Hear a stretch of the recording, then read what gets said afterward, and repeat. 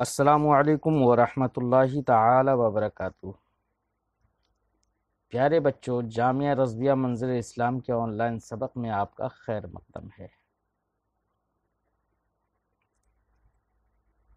آئیے کھولتے ہیں اپنی کتاب شرح جامی، صفحہ نمبر 9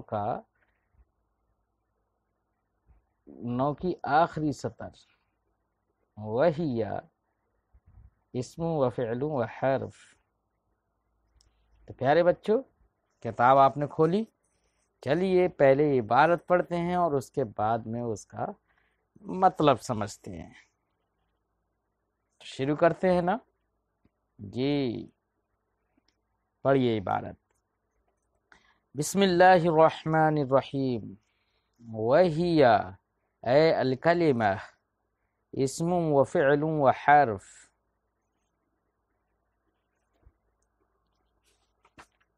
اے منقسمۃ الی هذه الاقسام الثلاثہ ومنحصرۃ فیہا، لأنها اے الکلمہ لما كانت موضوعة لمعنى والوضع يستلزم الدلالة فهي إما من صفتها أن تدل على معنى كائن في نفسها أي في نفس الكلمة، والمراد بكون المعنى في نفسها أن تدل عليه بنفسها من غير حاجة إلى انضمام كلمة أخرى إليها لاستقلاله بالمفهومية، ومن صفتها أن لا تدل على معنى في نفسها بل على معنى يحتاج في الدلالة عليه إلى انضمام كلمة أخرى إليها لعدم استقلاله بالمفهومية، وسيجي تحقيق ذلك في بيان حد الاسم إن شاء الله تعالى سبحانه۔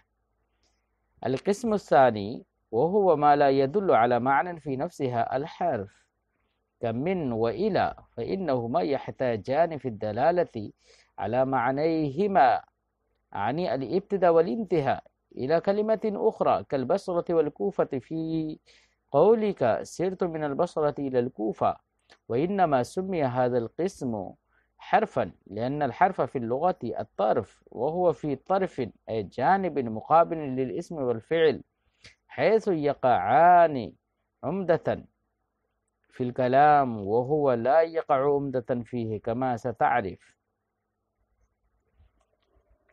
پیارے بچوں، آپ نے عبارت سنی، اب ہم اس کے بارے میں کچھ وضاحت کرتے ہیں۔ سب سے پہلی وضاحت تو یہ ہے بچوں، مصنف علیہ رحمت و رضوان نے کلمہ کی تعریف کی پہلے، اب یہاں پر اس کی تقسیم بیان کر رہے ہیں۔ تو کلمہ کی تعریف سے فارغ ہو گئے تو کلمہ کی تقسیم شروع فرمائی۔ وجہ اس کی کیا ہے؟ وجہ اس کی یہ ہے کہ کسی بھی شے کے دو وجود ہوتے ہیں، ایک وجود ذہنی ہوتا ہے، ایک وجود خارجی ہوتا ہے۔ وجود ذہنی تعریف سے حاصل ہوتا ہے۔ بھائی تصور، کلمہ کا تصور، کلمہ کسے کہتے ہیں یہ آپ نے تعریف سے سمجھ لیا، آپ کے ذہن میں کلمہ کی پوری صورت، پوری تصویر اس کی تعریف سے حاصل ہو گئی۔ تو وجود ذہنی کس سے حاصل ہوا؟ تعریف سے۔ اور ہوتا ہے وجود خارجی ایک، تو وجود خارجی کا حصول تقسیم سے ہوتا ہے، کیونکہ وہ کلمہ کا جو مفہوم ہے نفس الامر میں کہاں کہاں پایا جائے گا، کس کس جگہ پایا جائے گا، اس کے افراد کیسے کیسے ہوں گے، یہ ہمیں تقسیم سے معلوم ہوگا۔ مثلا ہم نے کلمہ کی تقسیم کر دی اسم فعل حرف کی طرف، اب اسم کا کے بعد، اسم کی تعریف کے بعد ہم دیکھیں گے کہ اسم کہاں کہاں صادق آتا ہے، تو کلمہ سب ان پر صادق آئے گا نا، تو کلمہ بھی ان میں پایا جائے گا، تو وہ کلمہ کا وجود خارجی ہے۔ تو وجود خارجی کس سے حاصل ہوتا ہے؟ تقسیم سے۔ مصنف نے دونوں طرح کی کہ وجود ذہنی بھی حاصل ہو جائے، وجود خارجی بھی حاصل ہو جائے، اس لیے مصنف نے کلمہ کی تعریف بھی پہلے کی اور اس کے بعد تقسیم بھی شروع فرما دی. بات سمجھ میں آ گئی؟ تو پیارے بچوں، وہی یا اسم و فعل و حرف، یہ کلمہ اپنے مفہوم کے اعتبار سے 3 قسموں کی طرف منقسم ہے: اسم، فعل اور حرف. جی یہاں پر ایک اعتراض ہو سکتا ہے پیارے بچوں. وہ اعتراض یہ ہو سکتا ہے، بلکہ میں یہاں پر 2 اعتراض ذکر کرتا ہوں اور دونوں کا جواب ایک ہو جائے گا. اعتراض یہ ہے کہ بچوں آپ جانتے ہیں کہ ہیا ضمیر کا مرجع کیا ہے؟ جانتے ہیں؟ نہیں جانتے. معترض اعتراض کرے گا کہ مبتدا خبر میں مطابقت کہیں تو ضروری ہوتی ہے تو کہیں امر حسن بھی ہوتی ہے. یہاں پر مطابقت نہیں پائی جاتی، حالانکہ مبتدا خبر میں مطابقت ہونا چاہیے. کیوں نہیں پائی جاتی؟ کیونکہ مبتدا یا ضمیر ہے اور خبر اسم و فعل و حرف مذکر ہیں، اور یہ ضمیر کیا ہے؟ مبتدا جو بنی مؤنث اور خبر مذکر. مطابقت ہوئی نہیں. ایک اعتراض. دوسرا اعتراض یہ ہوگا کہ ہیا مبتدا ہے جس کی خبر یا تو صرف اسم ہے یا اسم و فعل و حرف کا مجموعہ ہے. اگر صرف اسم ہو تو ہیا ضمیر سے مراد چونکہ کلمہ ہے، کلمہ عام ہے، اور صرف اسم اگر اس کی خبر ہو تو وہ خاص ہے، اور خبر کا حمل مبتدا پر ہوتا ہے تو حمل الخاص سے علی العام ہو جائے گا. حمل الخاص سے علی العام، اور حمل الخاص سے علی العام جائز نہیں. یہ بالکل معنی غلط ہو جاتا ہے. جیسے ہم کہیں الحیوان انسان، تو کیا صحیح ہے کیا حیوان صرف انسان ہے؟ نہیں، حمل درست نہیں. الانسان و حیوان تو کہنا صحیح ہے. اور اگر اسم و فعل و حرف تینوں کا مجموعہ اگر خبر ہے تو خبر متعدد ہو گئی. دیکھیے تو اس صورت میں حمل المتعدد علی الواحد لازم آتا ہے، یہ بھی جائز نہیں. اعتراض سمجھ میں آ گیا بچوں؟ جب اب ہم ذکر کریں گے کہ ہیا ضمیر جو ہے یہ مبتدا ہے، اس کی خبر نہ اسم ہے اکیلے، نہ اسم و فعل و حرف تینوں کا مجموعہ ہے. اعتراض تو آپ کے دونوں اس بات کو لے کر تھے کہ اسم و فعل و حرف کا مجموعہ ہو یا صرف اسم ہو، تو اعتراض تھا. تو ہم جواب میں کہیں گے کہ اس کی خبر اسم و فعل و حرف ہے ہی نہیں، بلکہ اس کی خبر محذوف ہے. کیا ہوگا جواب؟ اس کی خبر مقدر ہے. وہ اصل عبارت ہوگی وَهِيَ منقسمۃ، تو منقسمۃ مقدر ہے، اسم فعل حرف خبر نہیں ہے. اب مذکورہ والا دونوں اعتراضات ختم ہو گئے نا جی. اب آپ سے کوئی یہ سوال کر سکتا ہے، اسی کو صاحب شرح جامی نے دیکھیے فرمایا کیا؟ اے منقسمۃ الی ہذہ الاقسام الثلاثہ، اے منقسمۃ اسی لیے نکالا ہے اسی اعتراض کا جواب دینے کے لیے. بات سمجھ میں آ گئی بچوں؟ کوئی یہ سوال مگر کر سکتا ہے کہ یہ کہاں سے معلوم ہوا کہ یہ ہیا کی خبر منقسمۃ ہے، اسم و فعل و حرف نہیں ہے؟ یہ کوئی اعتراض کرے تو اس کا جواب ہم دیں گے. جواب یہ ہوگا کلمہ کی تعریف مکمل ہو گئی ما قبل میں، اور تعریف کے بعد تقسیم کی باری. اور اسم و فعل و حرف کلمہ کے اقسام ہیں۔ تعریف کے بعد تقسیم بیان کی جاتی ہے تو یہ مشہور بات ہے بالکل۔ اسی شہرت کی بنا پر ہمیں معلوم ہوا کہ یہاں پر خبر منقسمتن ہوگی، اس لیے ہم نے یہاں پر صاحب شرح جامی نے منقسمتن مقدر مان لیا۔ منقسمتن الی ہذہ الاقسام الثلاثہ، وہ ان اقسام ثلاثہ کی طرف منقسم ہے۔ پھر کوئی اعتراض کر سکتا ہے کہ اقسام ثلاثہ کی طرف منقسم ہے، تو گویا کہ ہم یہ کہیں وَهِيَ مُنْقَسِمَةٌ إِلَىٰ اسْمٍ وَفِعْلٍ وَحَرْف، تب یہ مرفوع کیسے ہو گئے؟ نہ مجرور ہونا چاہیے۔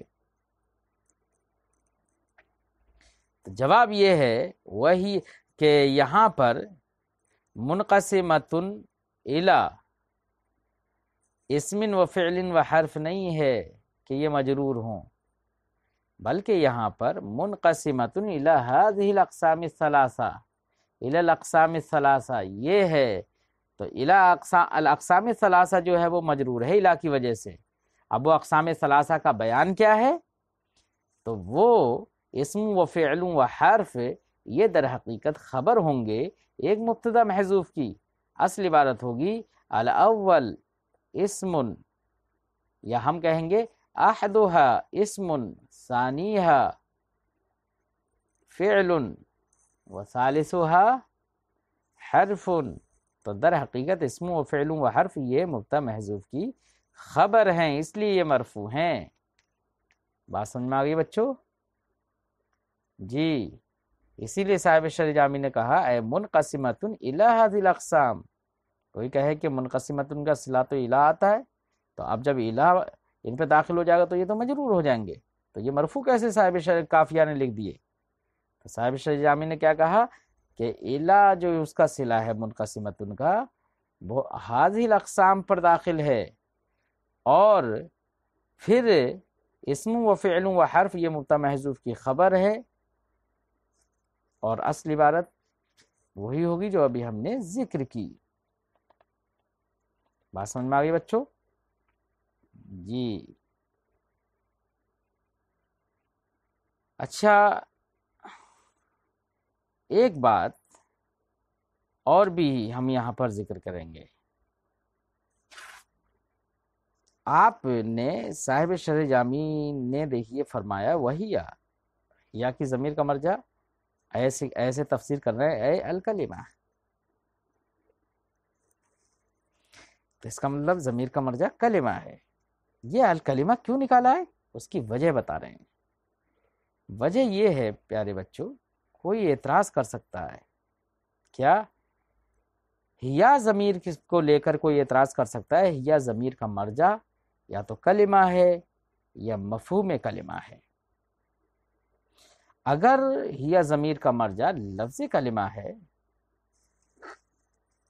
تو یہ بھی صحیح نہیں، کیونکہ لفظ کلمہ اسم ہے۔ کیا ہے لفظ کلمہ؟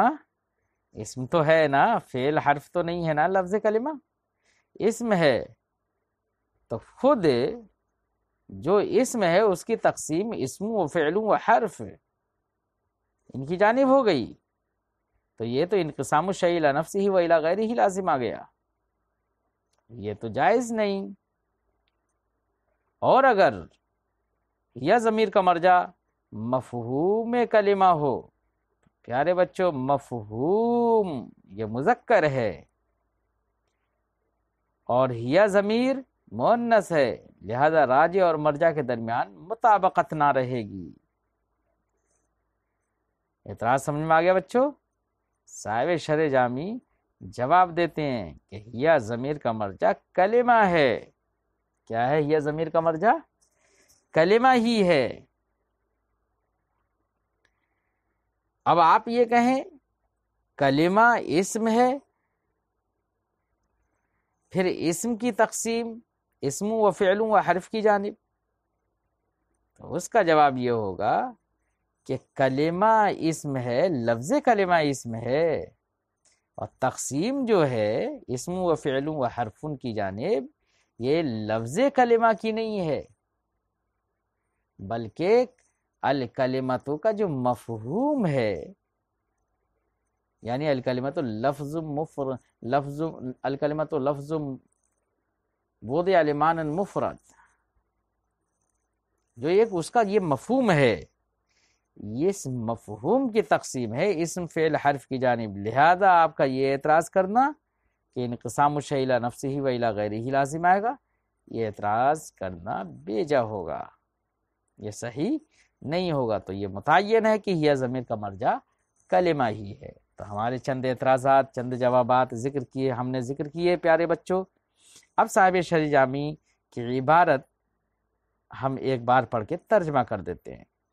صاحب شرح جامی فرماتے ہیں وَهِيَ اے الکلمہ اسم و فعل و حرف، وہ یعنی کلمہ منقسم ہے اسم فعل حرف کی جانب، اے منقسمۃ الی ہذہ الاقسام الثلاثہ، یعنی ان اقسام ثلاثہ کی جانب منقسم ہے۔ لِأَنَّهَا اما ان تدل، یہ صاحب کافیہ کی عبارت ہے، لِأَنَّهَا اما ان تدل علی معنی فی نفسها او لا، بات سمجھ میں آ گئی؟ لِأَنَّهَا پر ایک اعتراض ہو سکتا ہے بچوں، اعتراض یہ ہے کہ لِأَنَّهَا یہ جو دلیل ہے نا، صاحب شرح وہ صاحب کافیہ لِأَنَّهَا سے دلیل کس کی دے رہے ہیں؟ دلیل ما قبل میں دو ہی چیزیں ایک ہی چیز گزری ہے، کیونکہ تقسیم ہے ما قبل میں، اور پھر اس کے بعد لِأَنَّهَا کہہ دیا۔ تو یہ لِأَنَّهَا سے جو دلیل ہے، یہ دلیل یا تو حصر کی ہے یا تقسیم کی ہے، دو ہی چیزوں کی ہو سکتی، مگر دونوں کی صحیح نہیں، نہ ہی حصر کی تقسیم درست، نہ ہی حصر کی یہ دلیل ہونا درست ہے، اور نہ ہی تقسیم کی، دونوں میں سے کسی کی بھی یہ دلیل نہیں بن سکتی، کیونکہ حصر کا تو پہلے دعویٰ ہی مذکور نہیں ہے۔ ارے بھائی یہاں پر صاحب کافیہ نے صرف یہی تو کہا وَهِيَ اسم وفعل وحرف لِأَنَّهَا، تو جب حصر کا دعویٰ ہی نہیں تو حصر کی دلیل کیسے ہو سکتی ہے؟ اور تقسیم کے لیے دلیل کی ضرورت نہیں، تقسیم تو ما قبل مذکور ہے، لیکن تقسیم کے لیے دلیل کی ضرورت نہیں، کیونکہ تقسیم نام ہے کسی امر مشترک کے ساتھ چند قیود کو جوڑ دینے کا۔ کلمہ کا جو مفہوم تھا وہ امر مشترک تھا،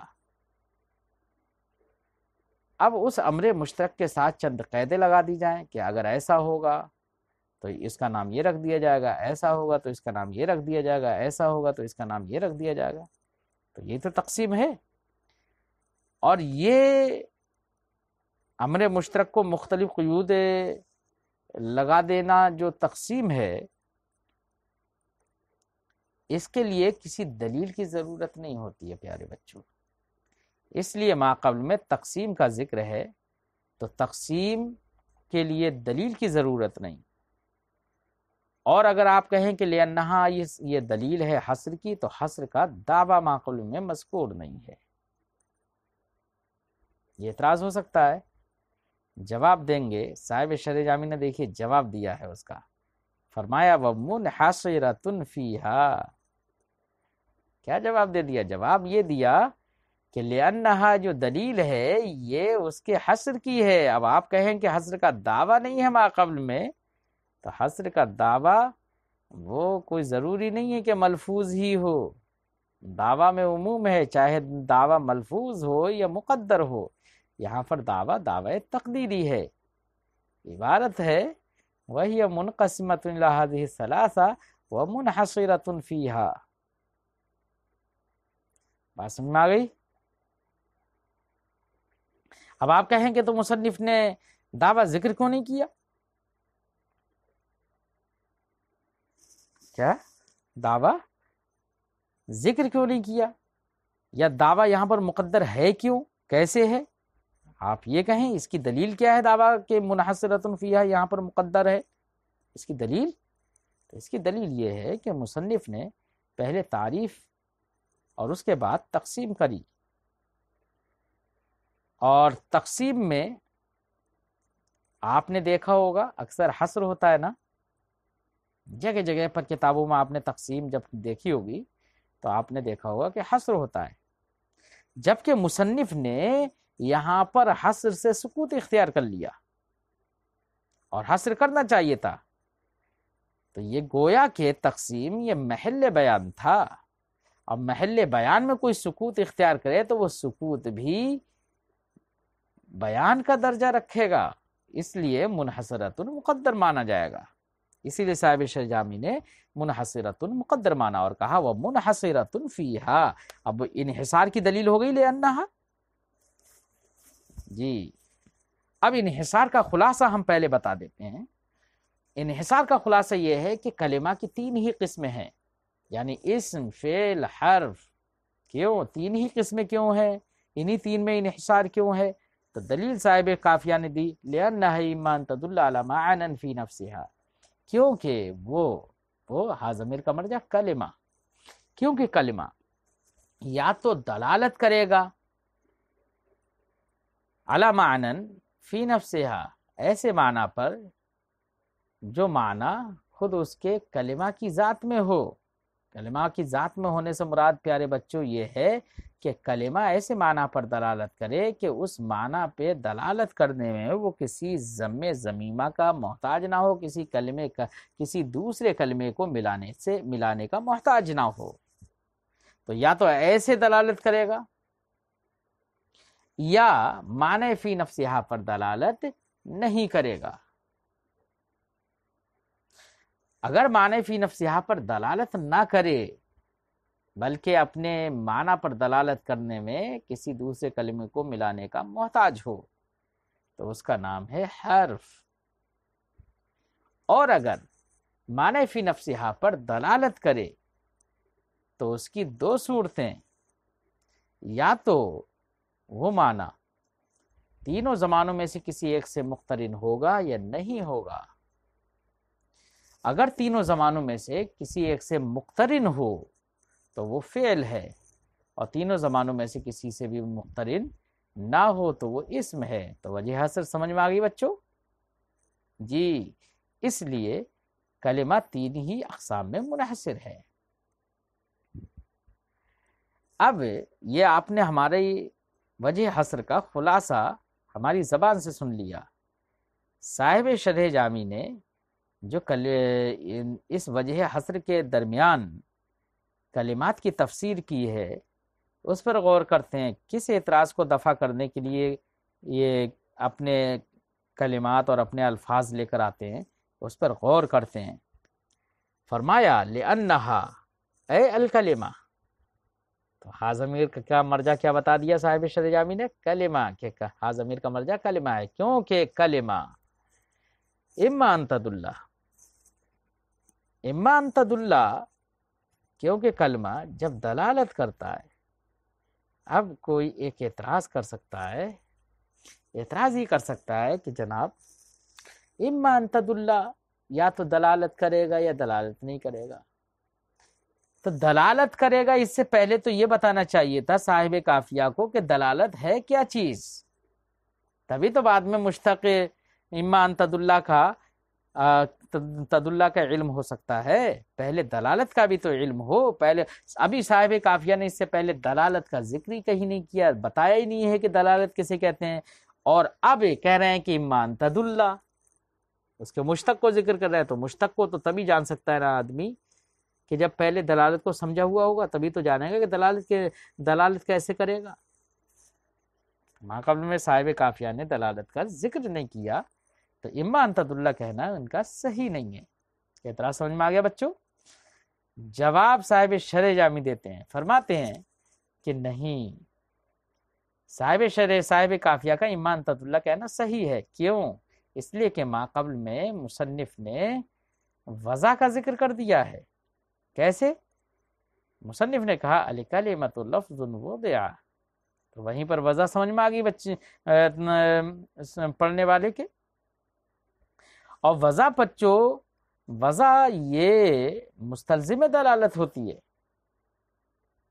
کیونکہ وضع خاص ہے، دلالت عام ہے، جہاں خاص پایا جاتا ہے عام تو ضرور پایا جاتا ہے، جہاں انسان پایا جائے گا حیوان ضرور پایا جائے گا نا جی۔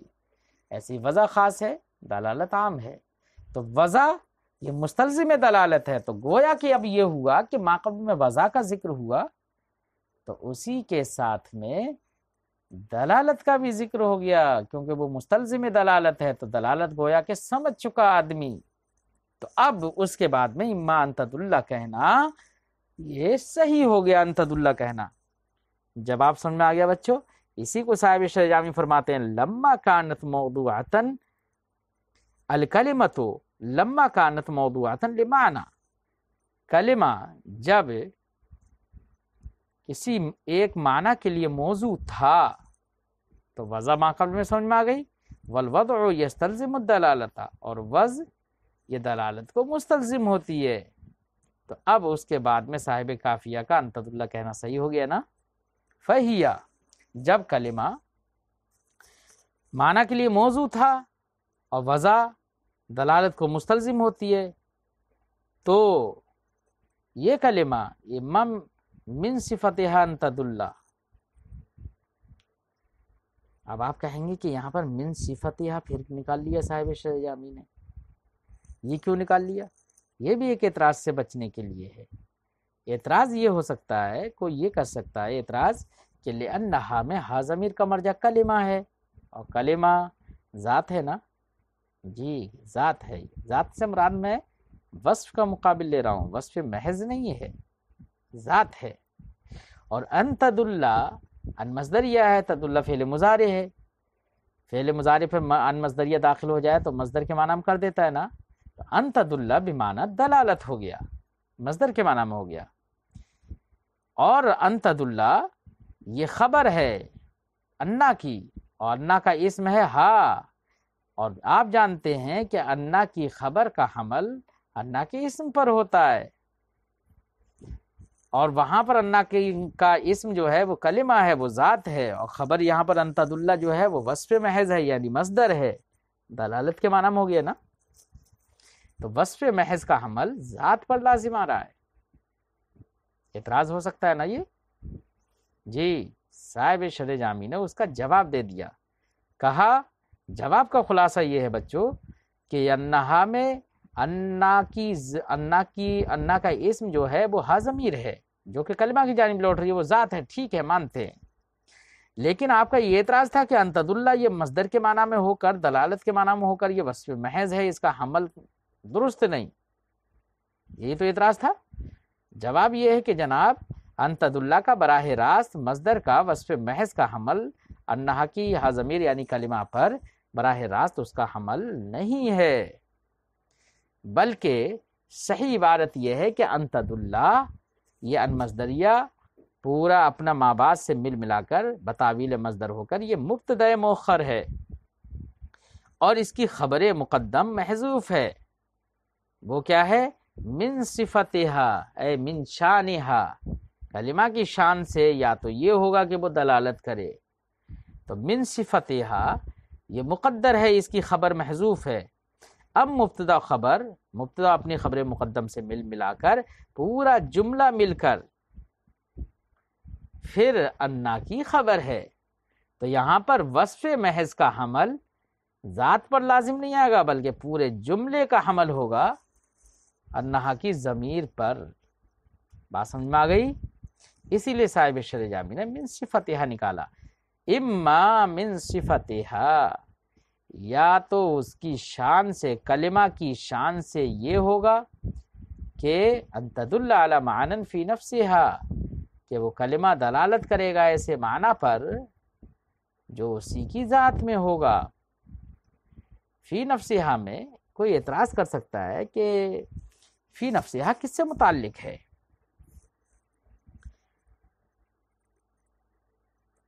آیا کہ ان تدل سے متعلق ہے یا محذوف سے متعلق ہے؟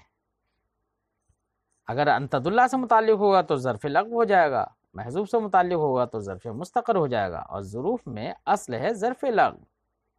اب اگر ان تدل سے متعلق مانے تو یہ درست نہیں ہوگا، کیوں؟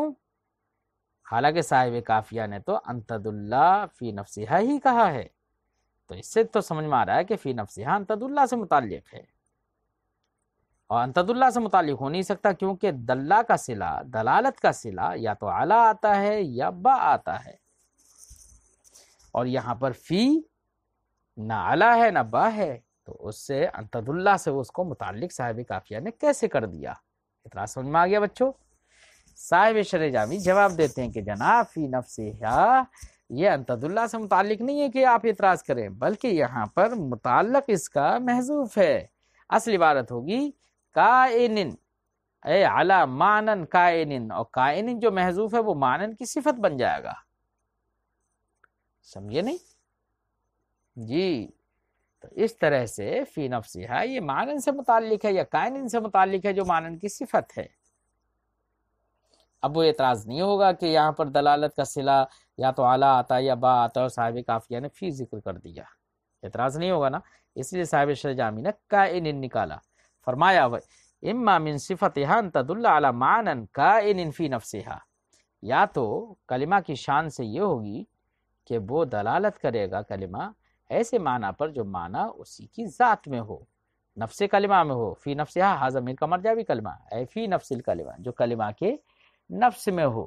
نفس کلمہ میں ہونے کا مطلب کیا ہوتا ہے؟ کہ معنی نفس کلمہ میں ہو، تو معنی کلمہ نفس کلمہ میں ہونے کا مطلب ہوتا ہے، صاحب شرح جامی مراد بتاتے ہیں، فرماتے ہیں والمراد بکون المعنی فی نفسها، معنی کا نفس کلمہ میں ہونے سے مراد یہ ہے ان تدل علیہ بنفسها، کہ وہ کلمہ اس معنی پر بنفسها دلالت کرے، خود ہی دلالت کرے، من غیر حاجت الی انضمام کلمۃ اخری الیہا، اس کی طرف دوسرے کلموں کو، دوسرے کلمے کے انضمام کی ضرورت نہ ہو، خود سے دلالت کرے اس پر، کیوں؟ لاستقلالہ بالمفہومیہ، کیونکہ وہ کلمہ مستقل بالمفہومیت ہوگا تو وہ خود سے دلالت کرے گا اس پر۔ اور من صفتہا، یا کلمہ کی شان سے یہ ہوگا اللہ تدل، کہ وہ دلالت نہ کرے، بلکہ صاحب کافیہ کی عبارت ہے او لا، یا دلالت نہ کرے، تو لا دلالت ہی نہ کرے تب تو محمل داخل ہو گئے جناب، معنی یہ تو ہوا یا تو دلالت کرے گا او لا، یا دلالت نہیں کرے گا،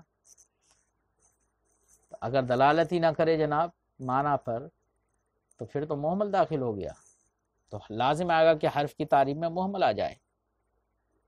جواب صاحب شرح جامی نے دے دیا او لا تدل علی معنی فی نفسها، کہ جناب یہاں پر لا تدل صرف یہی نہیں ہے کہ دلالت نہ کرے، بلکہ مراد ہے پوری عبارت نکالنا پڑے گی، یا تو دلالت کرے گا فی معنی فی نفسها پر، یا دلالت معنی فی نفسها پر نہیں کرے گا، لہذا محملات داخل نہیں ہوں گے حرف کی تعریف میں۔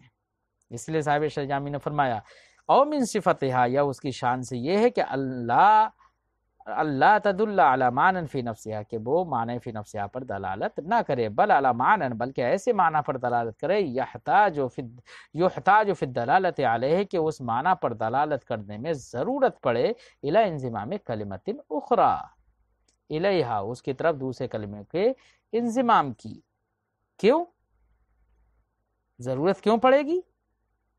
معنی فی نفسها پر دلالت کیوں نہیں کرے گا؟ لعدم استقلالہ بالمفہومیہ، کیونکہ وہ مستقل بالمفہومیت نہیں ہے۔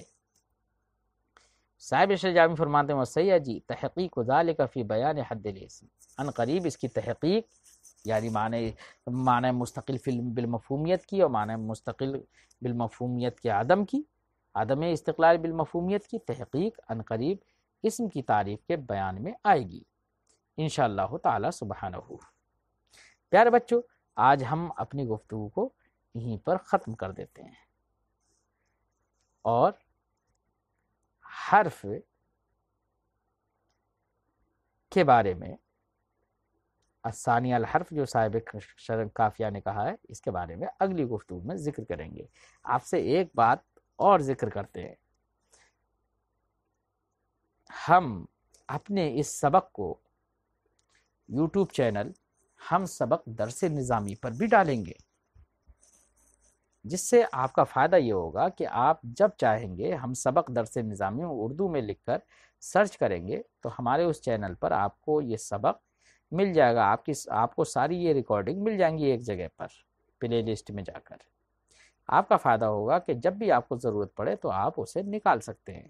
اس کے برخلاف واٹس ایپ پہ جو اب آپ کو ہم آڈیو بھیجتے ہیں، بہت سارے لوگوں کی آڈیو آتی ہوں گی، تو وہاں پر اختلاط ہونے کی وجہ سے آپ کو جلدی کچھ دنوں کے بعد نہیں مل پائیں گی۔